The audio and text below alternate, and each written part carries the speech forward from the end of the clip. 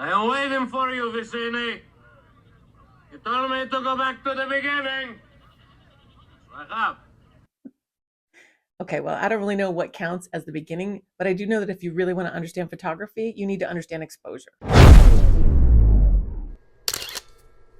It's both complicated and not complicated. I mean, simply put, exposure is just the amount of light that is reaching your camera's sensor, or in the old days, it was what was reaching our film. Exposure is controlled by three main elements that photographers like to think of as the exposure triangle. And this consists of the ISO, the shutter speed, and the aperture. So let's break all of these down. ISO stands for International something something. I'll try to put it on the screen. Uh, and we used to call it film speed. But in a digital camera, ISO is a measure of how sensitive your camera sensor is to the light reaching it. Lower numbered ISOs are less sensitive and higher numbers are more sensitive. So if you're shooting out in broad daylight, you're going to use like a low number like ISO 100 or ISO 400. If you're in darker conditions, you might want to go to 1600 or 3200. Of course, it's never that simple. There is a trade-off. The higher the ISO you're using, the more chance you have of introducing grain or digital noise into your image, which is going to lower the quality. I just relearned this lesson the hard way because when I was recording the trailer for this channel, I didn't have enough light. And as a result, the resulting images are really, really grainy. And maybe other people wouldn't notice, but I definitely did. So it's just a reminder to pay attention to your exposure. A good rule of thumb is to always shoot at the lowest ISO that you can for whatever your conditions are. But the ISO you choose is also dependent upon the other two parts of the triangle. Aperture refers to the size of the opening of your lens, and it's measured in f-stops, like f2.8, f3.2, all the way up to maybe even f32. Now, f-stops can be a little bit confusing because the lower the number, the larger the aperture. So if you're shooting at f2.8, you're going to have a really large opening and you're going to let in a lot more light. If you're shooting at f11 or f16, maybe f22, you're going to have a much smaller aperture and let in a lot less light. But of course, there's a catch there too. You can't always just shoot at f2.8 and let in a ton of light because your aperture will also affect your depth of field. Depth of field means the amount of the image, the depth of the image that is in focus. So for instance, for this portrait, I shot with a really wide open aperture. This is probably at f3.2. And you can see that my subject is in focus, but that the background has all gone blurry. That's because it has a shallow depth of field. Now, if you want to shoot a landscape, you might want all of it in really sharp focus. So you would want to use an aperture like f22. That way you can get the foreground in focus, the middle ground, all the way to the background. But remember, a higher f-stop means a much smaller aperture, so it's going to let in a lot less light.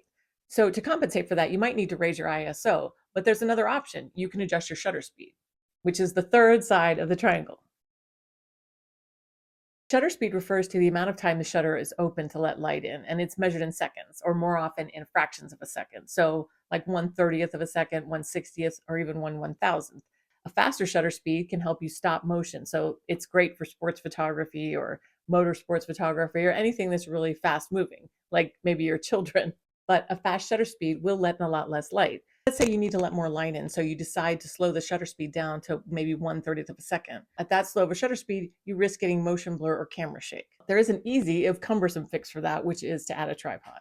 So we've covered a little bit of all the three elements of the exposure triangle, but I think the question becomes, how do you balance that? How do you know which ones to change? Because when you change one, it will affect the others. And the answer is that it really depends on what type of photography you're trying to do. Okay, future Laura here. I had to re-record some of this because, like they say, mistakes were made. Anyway, back to the exposure triangle. So let's say you want to take portraits. Now, in my case, I generally like to have a really shallow depth of field. I want my subject in focus and the background and foreground blurry. So on a really bright day, I might be able to use like an ISO of 100 or 400 and still get a fast enough shutter speed that I can freeze motion and not have to worry about getting motion blur from either myself or the subject moving. Now, if it got cloudy out or we went to a place that was more shady, I might bump up my ISO to 400 or even 640 to make sure I had enough light. Another option is, of course, to slow down my shutter speed depending on what it's at the time, but I don't like to shoot at too low of a shutter speed because I move around too much and I get camera blur. If I'm shooting a landscape, I'm probably going to want to set my f-stop at f22 so that I get the entire thing in focus. Now, again, if it's a really bright day, I can use an ISO of 100 or 200 or 400 and still have a fast enough shutter speed that I can handhold the camera.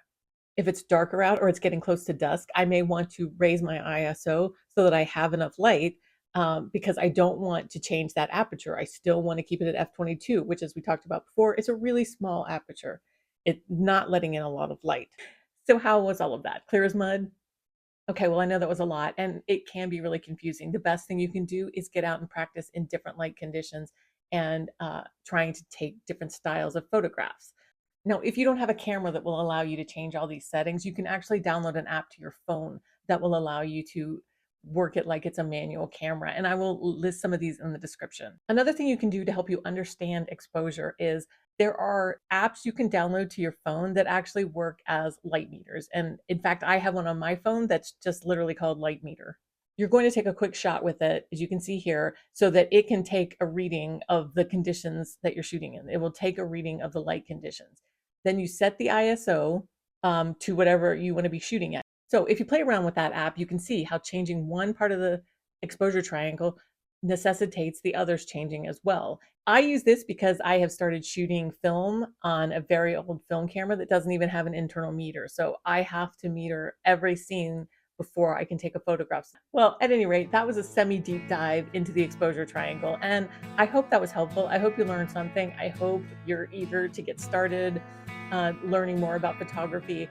If you have any questions at all, please don't hesitate to put them in the comments. I'd be happy to answer anything. Yeah, that's kind of it. This is really one of my first videos, so if you've made it this far, I really appreciate it. Maybe hit the like button or even subscribe. I promise there's more coming and I will get faster at this. And again, if you have any other questions about photography, and especially about portraiture in particular, don't hesitate to ask them.